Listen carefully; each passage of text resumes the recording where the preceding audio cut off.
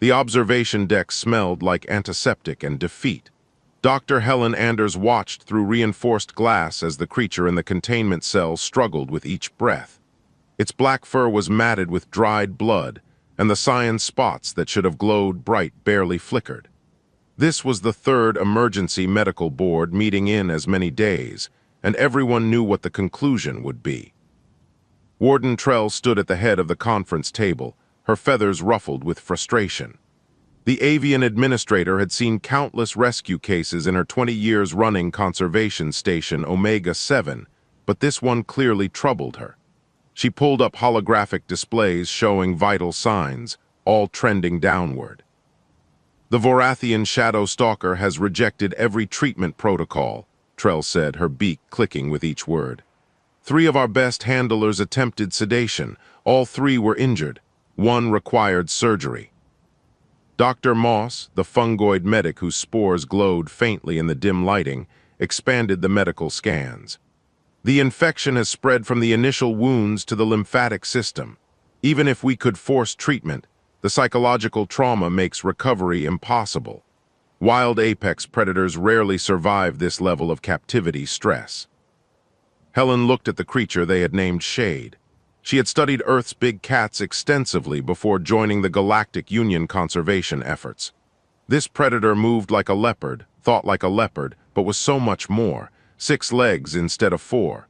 Bioluminescent markings that communicated mood and intent. Intelligence that bordered on sentience. "How was it captured?" asked Captain Reed, the human security officer who had transferred to the station 6 months ago. "Poachers," Trell replied, venom in her voice. "They wanted the pelt. Vorathian Shadow Stalker fur with active bioluminescence cells for 500,000 credits on black markets. They used shock nets and neural disruptors. By the time our patrol found the site, Shade had been trapped for 3 days." Helen felt her daughter's small hand squeeze hers.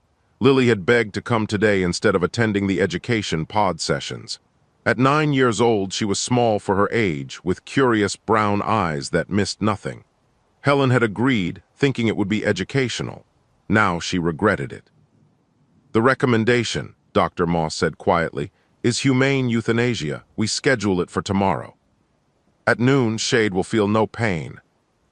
The board members nodded one by one. Helen watched them give up, these brilliant minds from across the galaxy. They saw an unsolvable problem and chose the merciful exit. She understood their logic. She even agreed with it professionally. But beside her, Lily made a small sound of protest. "Do you have something to add, young one?" Warden Trell asked, not unkindly. Lily looked up at the adults surrounding the table. "Why are you giving up?" "We are not giving up," Dr. Moss said gently. "We are preventing suffering. Sometimes that is the kindest thing we can do." "But Shade doesn't want to die." Lily pointed at the observation window. "Look at its eyes." The board members turned. Through the glass, Shade had shifted position. Its massive head lifted slightly, amber eyes staring directly at them, not with aggression, with something else. "The creature is in pain," Trell explained. "What you interpret as a desire to live is simply biological resistance to death." "No," Lily shook her head. "Shade is scared. When my cat got sick last year, she acted the same way at the vet. She scratched everyone and hissed and wouldn't let anyone touch her. Not because she wanted to die, because she was terrified and didn't trust anyone." Captain Reed leaned forward, interested. "What happened to your cat?" "Mom took her home and I sat with her, just sat there and talked to her. After a while, she let me pet her. Then she let Mom give her medicine. She got better." "A domesticated Earth feline is not comparable to a Vorathian apex predator," Dr. Moss said, though not unkindly. The meeting concluded with the vote, unanimous approval for euthanasia. Helen gathered their belongings and took Lily's hand. Her daughter remained silent during the walk back to their quarters, but Helen could feel the tension radiating from her. That evening, Helen found Lily staring out their viewport at the stars. "Sweetheart, I know this is hard, but Dr. Moss is right. We cannot always save everyone." "You are not even trying." Lily's voice was quiet but firm. "You are all so smart, but you don't understand. Shade is alone and hurt, and everyone who comes near wants to stick needles in it or put it to sleep. How is it supposed to trust anyone? What would you do differently? Lily turned from the window. I would sit with Shade, not to do anything, just to be there, so it knows someone cares. Helen smiled sadly and hugged her daughter. You have a good heart, but sometimes good hearts cannot fix everything. Lily went to bed without arguing, which should have warned Helen that something was wrong. But she was exhausted from the day's emotional weight and fell asleep quickly. At 3 in the morning, she woke to use the bathroom and noticed Lily's door open. The bed was empty. Helen's heart seized with panic. She checked the common areas, the observation lounges, even the rec rooms. All empty. Then she remembered the way Lily had looked at Shade through that observation window, the determination in her daughter's eyes. Helen ran for the communication panel and called Captain Reed. My daughter is missing, and I think I know where she went. They found Lily 40 minutes later on the security feeds. She sat on the floor outside Shade's containment cell, her back against the wall, talking softly. Through the audio pickups, they could hear her voice. My name is Lily. I know you hurt. I know you are scared. But you are not alone anymore, I promise. Inside the cell, Shade had moved closer to the barrier. The predator's eyes were open, focused entirely on the small human child. For the first time since rescue, its vital signs had stabilized. Helen arrived at a run with Captain Reed and Dr. Moss close behind. But before she could scold Lily, the fungoid doctor held up a scanner, spores swirling with amazement. The infection stopped spreading, heart rate normalized. This is impossible. They stood in silence, watching a 9-year-old human girl and a dying alien predator regard each other through reinforced glass. Something was happening that none of their training had prepared them for. Something that would change everything. Warden Trell arrived at the medical wing with her feathers flat against her body, a sign of deep concern among her species. She had been woken at dawn with impossible news. The dying predator that should have been euthanized in 6 hours had somehow stabilized overnight. The cause appeared to be a small human child sitting outside its cell. Helen Anders felt torn between pride and terror as she watched her daughter through the observation window. Lily had fallen asleep against the wall, her head tilted at an uncomfortable angle. Inside the containment cell, Shade lay in a position that mirrored the child's posture, as if keeping watch. This changes nothing, Doctor, Moss said, though his glowing spores flickered with uncertainty. One night of stability does not mean recovery. The infection remains critical. Without treatment, death is still inevitable. But Shade is calm. Captain Reed gestured at the monitors. Look at those readings. The creature is not in fight or flight mode anymore. Maybe we can actually treat it now. Trell's head cocked to one side, a gesture of consideration. We have 12 hours before the scheduled euthanasia. I am willing to delay if we can use this opportunity, but the child cannot stay here. Helen moved to wake Lily, but the motion sensors alerted Shade. The predator's head snapped up, amber eyes locking onto Helen with clear warning. A low rumble echoed through the containment field. Not quite a growl, but definitely a threat. Lily stirred at the sound and opened her eyes. She saw her mother and smiled. Hi, Mom. Lily Anders, you are in so much trouble. Helen tried to sound stern, but relief flooded through her voice. You stole my access card and snuck into a restricted area with a dangerous animal. Shade is not dangerous. Shade is scared. Lily stood and brushed off her pajamas. She turned to face the adults gathered in the observation room. And I know you want to help, but Shade does not trust you yet. Warden Trell stepped forward. Young one, I understand your compassion, but we are running out of time. Will you help us? Lily looked at the avian administrator with those serious brown eyes. What do you want me to do? Let us try one more treatment, with you present. If the creature remains calm, we might save its life. An hour later, strict protocols were established. Lily could enter the observation corridor, but not the cell itself. Dr. Moss would prepare medication that could be administered remotely through the containment field's delivery system. If Shade showed any aggression, they would abort immediately. Helen wanted to refuse, to grab her daughter and run far from this insane plan. But she saw the determination in Lily's face and knew her child would find a way back here regardless. Better to have it happen under controlled conditions. Lily returned to her spot on the floor. She brought a datapad this time, loaded with images from Earth's archives. As the medical team watched, she began showing Shade pictures of leopards and jaguars and snow leopards. "These are from my home planet," Lily said. "Softly, they look like you. Well, they have 4 legs instead of 6, and they do not glow, but they move like you, graceful and strong." Shade pulled itself into a sitting position for the first time since rescue. The movement clearly caused pain, but the predator persisted.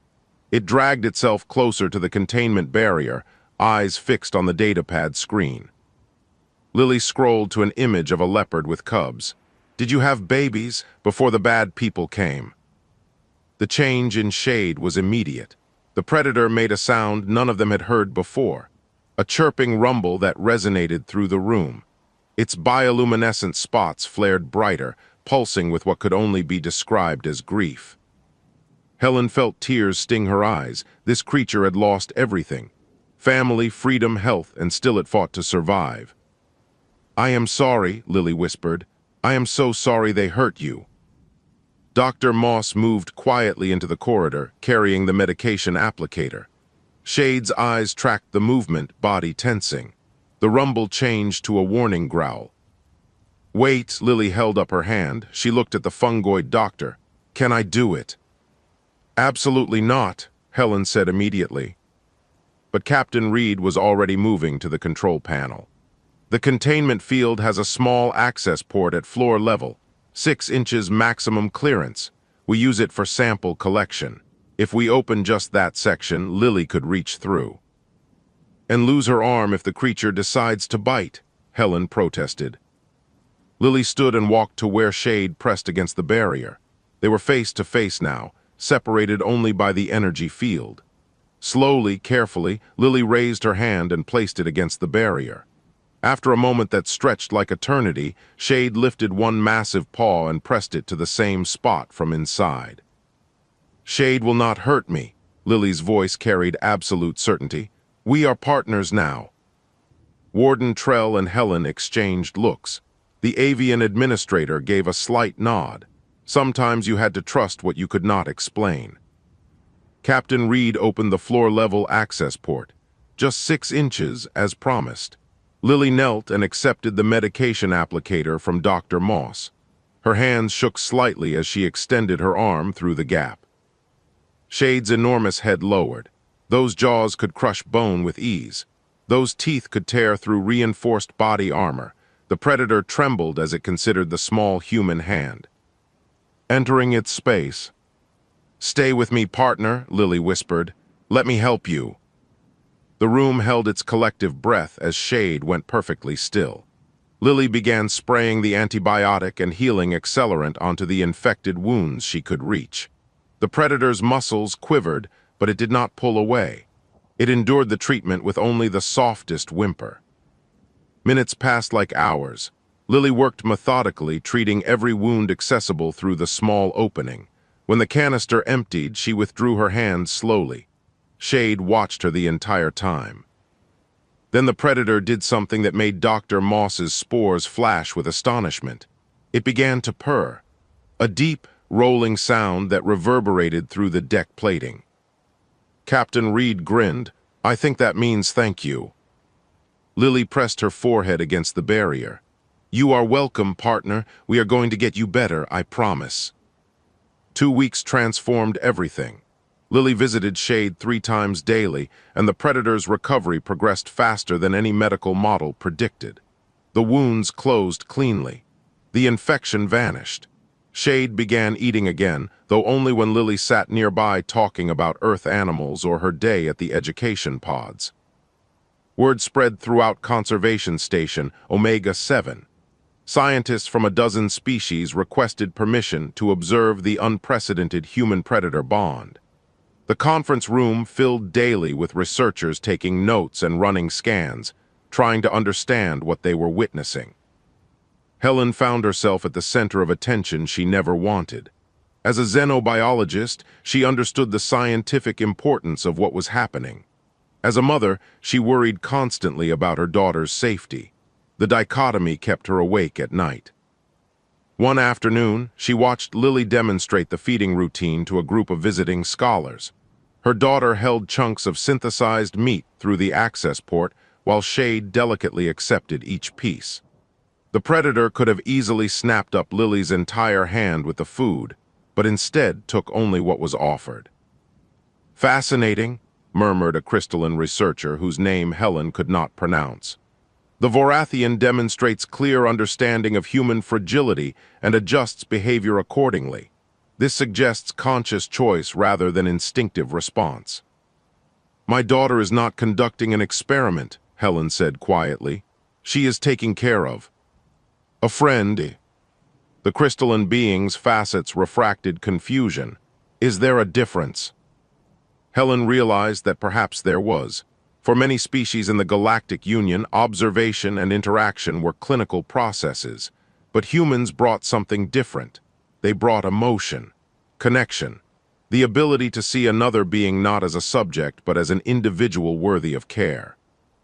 That evening, Captain Reed found Helen in the station's small garden dome, where earth plants grew under artificial sunlight.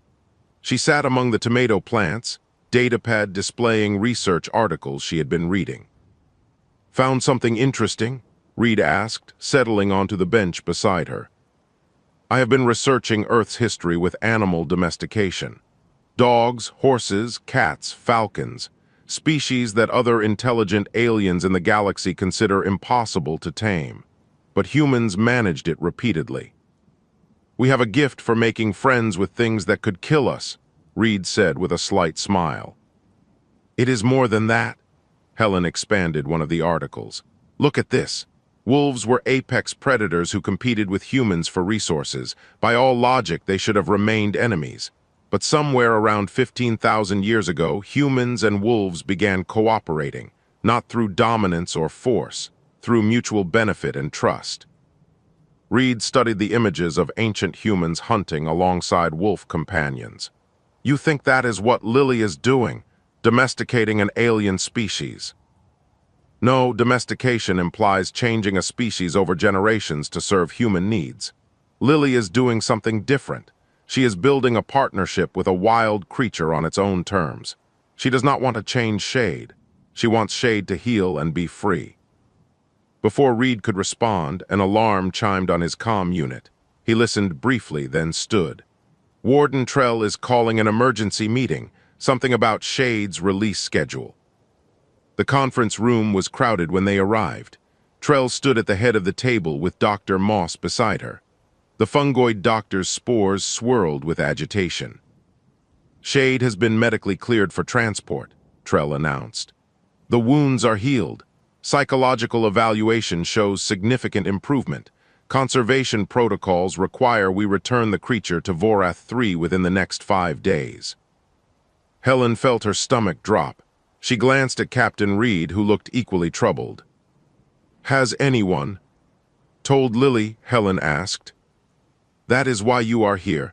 We need your help preparing your daughter for separation. This bond she has formed is extraordinary, but it cannot be permanent. Shade belongs in the wild." Helen found Lily in their quarters that night, drawing pictures of Shade on her datapad. She sat beside her daughter and pulled her close. "Sweetheart, we need to talk about Shade." Lily looked up with those knowing brown eyes. "They are sending Shade home, aren't they?" "Yes, in 5 days, to Vorath 3 where Shade's species lives. There are only 200 Shadow Stalkers left in the entire galaxy. Shade needs to help rebuild that population." Tears welled in Lily's eyes, but she did not let them fall. "I know, Shade told me." Helen blinked. "Told you how?" "The spots, the bioluminescent markings. They change patterns when Shade is happy or sad or thinking about home. Last week they started showing me forests and mountains. Shade misses Vorath 3. They sat together in silence for a while. Finally, Lily spoke. "Can I visit Shade every day until transport? I want to prepare my partner for going home." Over the next 4 days, Lily's visits changed in tone. She showed Shade images and videos of Vorath 3, dense bioluminescent forests where shadow stalkers hunted, floating mountain ranges where they made their dens. She talked about freedom and running and hunting under 3 moons. Shade's response was conflicted. The predator's spots would pulse with longing when seeing images of home, but dim when Lily talked about leaving. On the final night before transport, Shade pressed against the containment barrier and made a low, mournful sound. Lily pressed her hand to the barrier. "I know you do not want to leave me. I do not want you to go either, but you deserve to be wild and free. You deserve to find a mate and have cubs and teach them how to hunt. That is what partners do. They want what is best for each other."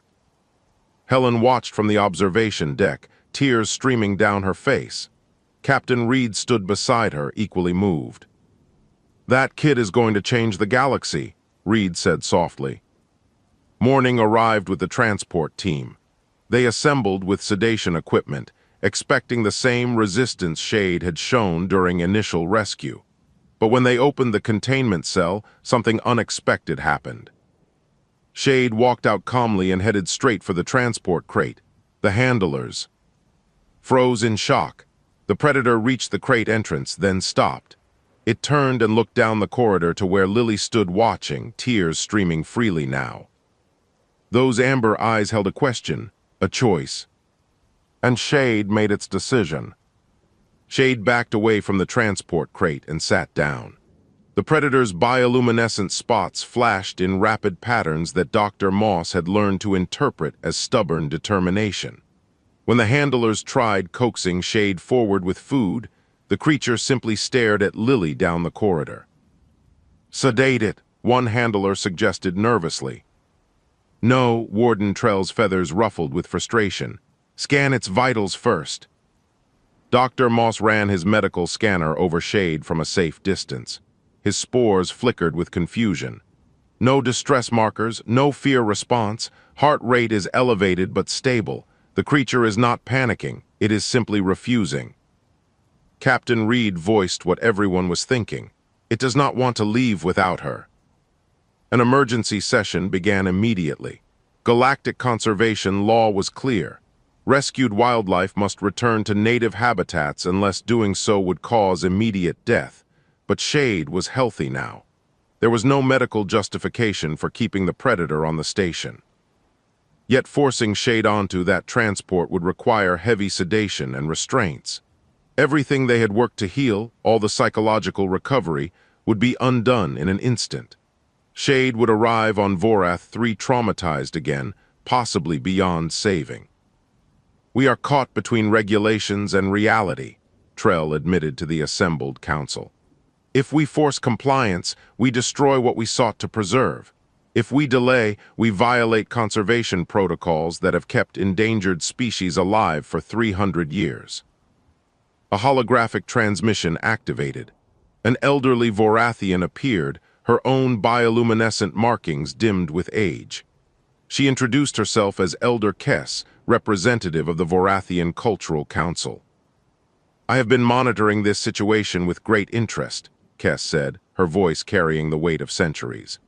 "What you are witnessing is not common, but it is not unknown to my people. In our ancient times, before we developed technology, shadow stalkers occasionally formed bonds with worthy individuals. We called them soul walkers. These bonds were considered sacred." Trell leaned forward. "What happened when soul walkers were separated?" They died, both of them. The shadow stalker would waste away, refusing food and companionship. The bonded individual would fall into a grief so deep that no medicine could cure it." Helen felt ice flood her veins. She looked at Lily standing near Shade, one small hand resting against the predator's side. Her daughter looked so tiny next to the massive creature, yet somehow they fit together perfectly. "Are you saying separation would kill them?" Helen asked. Elder Kess's markings pulsed sadly. "The bond appears genuine. If severed now, both would suffer tremendously, possibly fatally.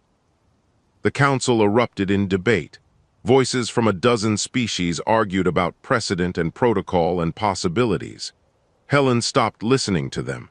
She watched her daughter and knew what had to happen, even if it terrified her. Captain Reed touched her shoulder. There might be another way. He proposed the compromise to Warden Trell privately, who then brought it to the full council. If Shade truly had bonded with Lily, then perhaps the solution was not to separate them, but to honor the bond. Helen and Lily would relocate to Vorath 3 for a minimum of 2 years.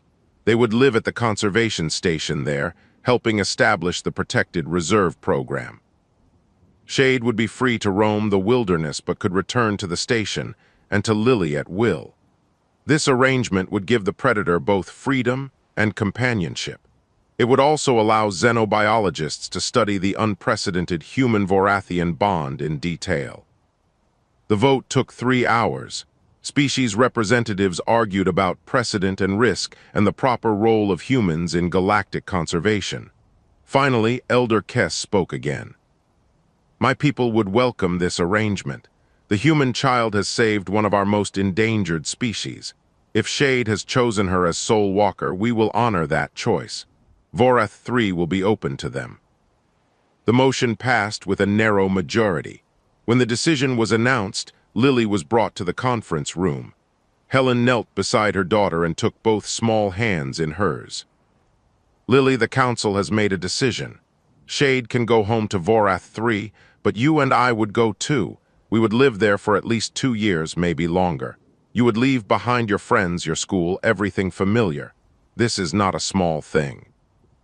Lily looked at her mother with those serious brown eyes that seemed too old for a 9-year-old.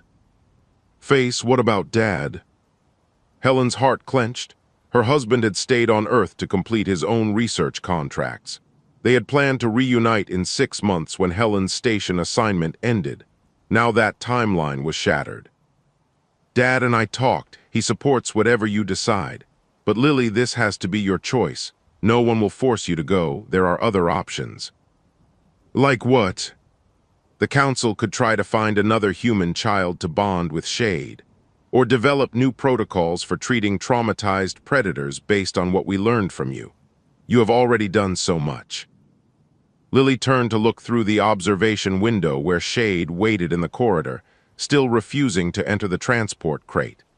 The predator's eyes tracked Lily's movement, and its bioluminescent spots pulsed with hopeful patterns. When you saved that bird last year, Lily said quietly, the one with the broken wing, you could have left it. Someone else could have helped it. But you did not. You said partners do not abandon each other. This is different, sweetheart. That bird was on Earth. This is an alien planet. But it is not different. Lily stood and walked to the window. She placed her hand against the glass. Down the corridor, Shade rose and approached, pressing its massive paw to the barrier from the other side. Shade is my partner. Partners do not leave each other behind. Where Shade goes, I go. Helen looked at her daughter and saw not a child, but someone far wiser. Someone who understood that some bonds transcend species, planets, or convenience. She thought about her research, about humans and wolves hunting together 15,000 years ago. About how that partnership had changed both species forever. Okay, Helen whispered. We will go to Vorath 3 together. Lily smiled through tears and hugged her mother fiercely. Behind them, Shade released a sound they had never heard before. A joyful, rolling purr that made the deck plating vibrate. 3 months passed in a blur of preparations. Helen arranged transfers and packed their lives into cargo containers. Video calls with her husband grew longer and harder as departure approached. He understood, but she could see the loneliness in his eyes when they said goodbye each night. Lily threw herself into learning everything about Vorath 3. She studied the ecology, the climate patterns, the behavior of native species. Captain Reed began teaching her. Basic wilderness survival skills adapted for alien environments.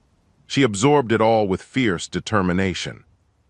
Shade remained calm through the preparations, as if understanding this delay was necessary. The predator spent hours with Lily, letting her examine its retractable claws and explain them to visiting researchers. Scientists from across the galaxy came to document the bond before they departed. One researcher, a tentacled being from a water world, asked Lily how she communicated with Shade when they shared no common language. "We do share a language," Lily explained patiently. "It is not words, it is trust. When Shade spots pulse fast, that means excited or worried. Slow pulses mean content. No glow means scared or sick. And I talk to Shade about everything, even when I know the words do not make sense, because tone matters, because being there matters." The researcher's tentacles curled with fascination. "Your species forms emotional bonds with such ease. How is this possible?" Lily shrugged. "Because every living thing wants the same stuff, to be safe, to be understood, to matter to someone. Shade matters to me. I matter to Shade. That is all partnership really is." The transport ship to Vorath 3 was smaller than the station, but comfortable. It would take 3 weeks to reach the distant planet. Shade was given a large cargo bay modified with environmental controls and enough space to move freely. Lily visited constantly, sleeping in a hammock she had strung near Shade's resting area. Helen watched her daughter adapt to life aboard ship and marveled at how much Lily had grown in just a few months. The shy child who struggled with other kids at school had become confident and purposeful. She had found something to care about beyond herself, and it had changed her completely. Halfway through the journey, Helen found Lily sitting with Shade in the cargo bay, both of them watching the stars pass through the observation port. "Do you think Shade will still want to be with me when we get to Vorath 3? Lily asked quietly. "When Shade has forests to run in and freedom to go anywhere." Helen sat beside her daughter. "I think Shade will always want to be with you, but Shade also needs to be wild. Those two things do not cancel each other out. They just mean your partnership will look different than it does now. What if Shade finds a mate? What if Shade has cubs and does not need me anymore? Then you celebrate that, because partnership is not about being needed. It is about caring what happens to someone even when they do not need you." Helen pulled Lily close. "Your father and I are partners, but we do not need each other every second. We have our own lives and work and interests. That does not make us less important to each other." Lily considered this, then smiled. "So Shade can have a family and I can still be Shade's partner." "Exactly."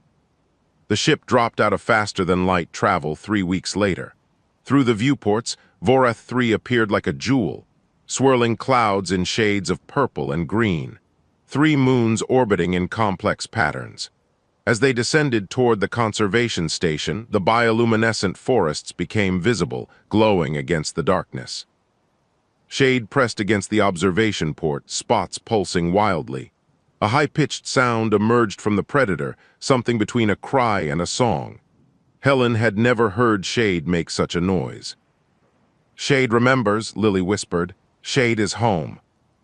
Conservation Station Vorath sat in a clearing carved from ancient forest. It was smaller than Omega 7, but beautifully designed, with architecture that blended into the natural landscape. Elder Kess herself waited at the landing platform, her aged markings dim but dignified. "Welcome, soul walkers," she said in accented but clear English. "Vorath 3 has awaited your arrival." The first few days were overwhelming. Helen began work cataloging native species and establishing research protocols. Lily attended orientation sessions about local dangers and safety procedures, but both of them felt Shade's restlessness growing. The predator prowled their assigned habitat unit, stopping frequently at windows that overlooked the forest. Its spots flickered with longing. Finally, on the 5th day, Captain Reed arrived with news. He had transferred to Vorath Station as head of security specifically to help Helen and Lily adjust. Now he stood in their doorway with a grin.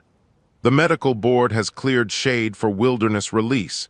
Tomorrow morning, if you are ready." They gathered at the forest edge at dawn. The station's outer gate opened onto a trail that led deep into bioluminescent trees.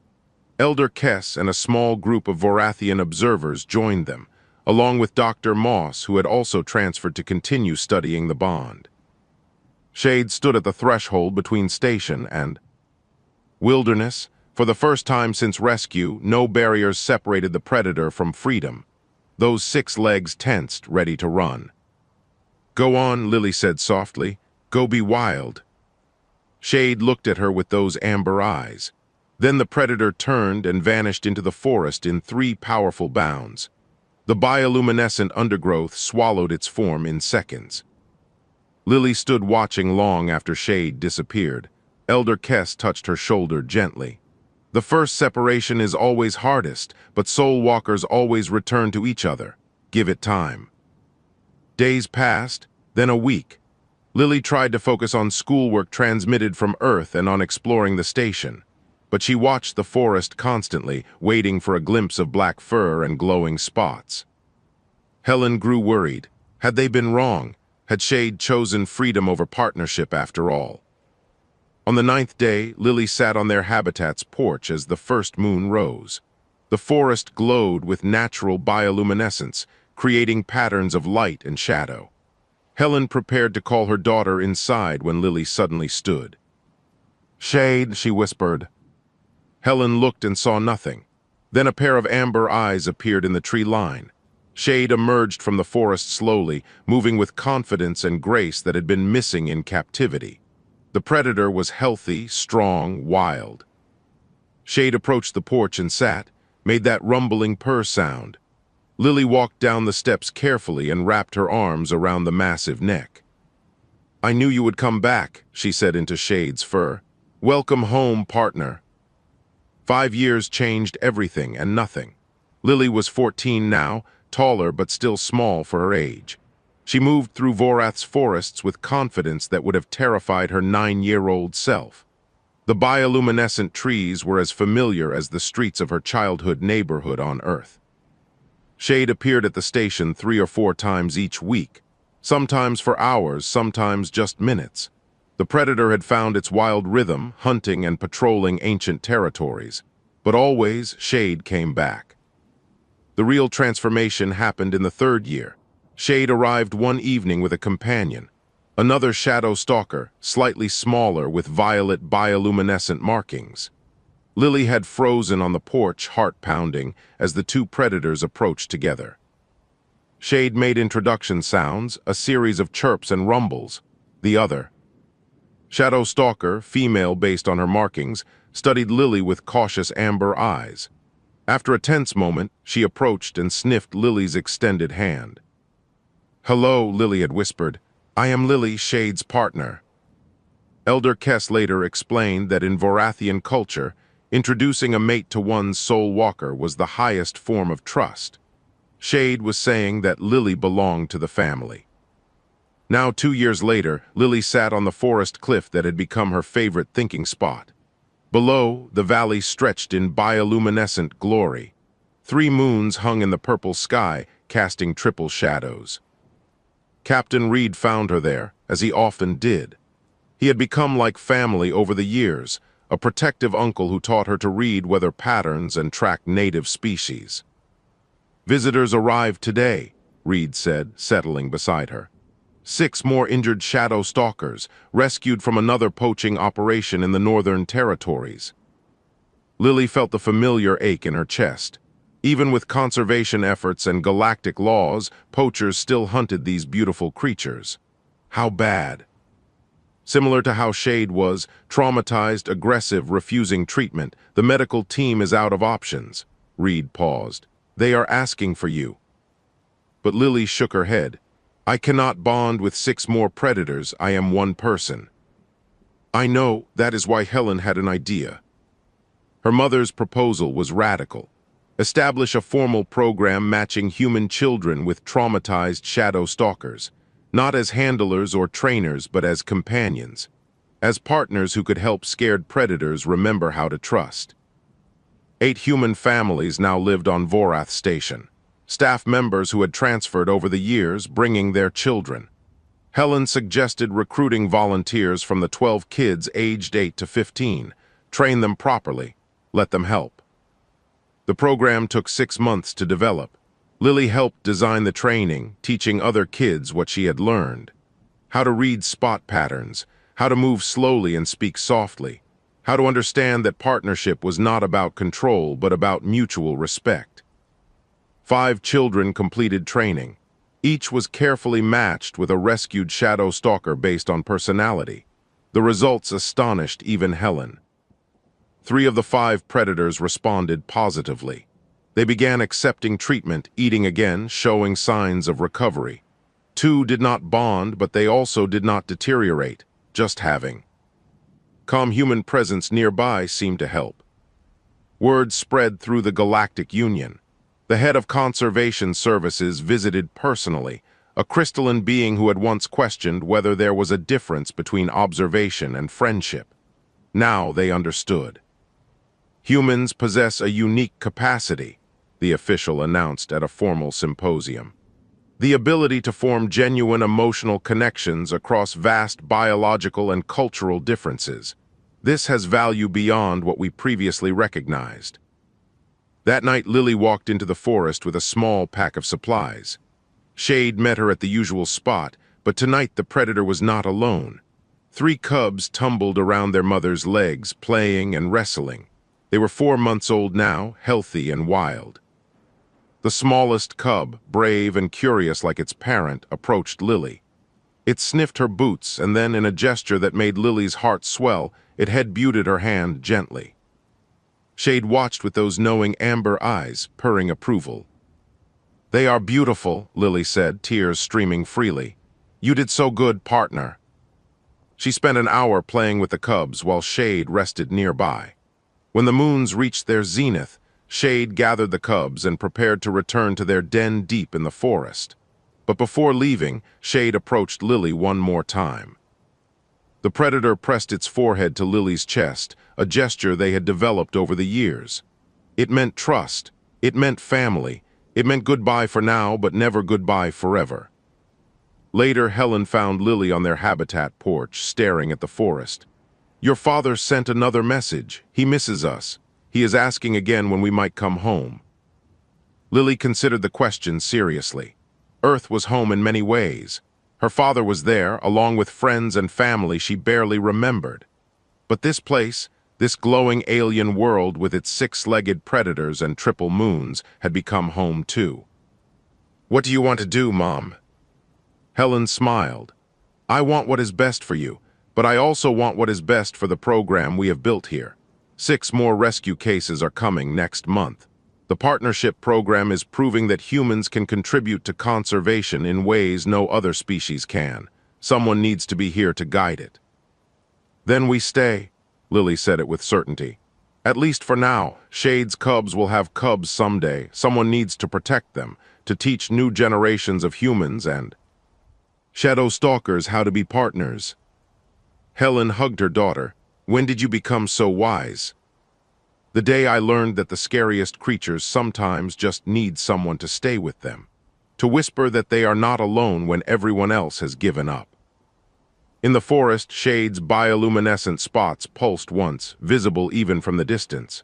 A greeting, a promise, a reminder that some bonds transcend species and circumstance. Lily raised her hand in response, knowing her partner could see it. Knowing that tomorrow Shade would return, wild and free but never truly alone. Because that was what partnership meant. Not ownership, not dependency. Just the simple, profound knowledge that somewhere in this vast galaxy, someone cared what happened to you. And sometimes that was enough to save a life.